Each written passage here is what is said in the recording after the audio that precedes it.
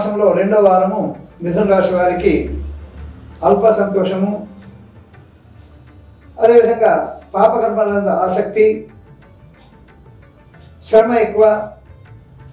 వీరు అనేక విధములైనటువంటి ఒడిదుడుకులు ఎదుర్కోవాల్సినటువంటి అవకాశం ఎక్కువ ఉంది.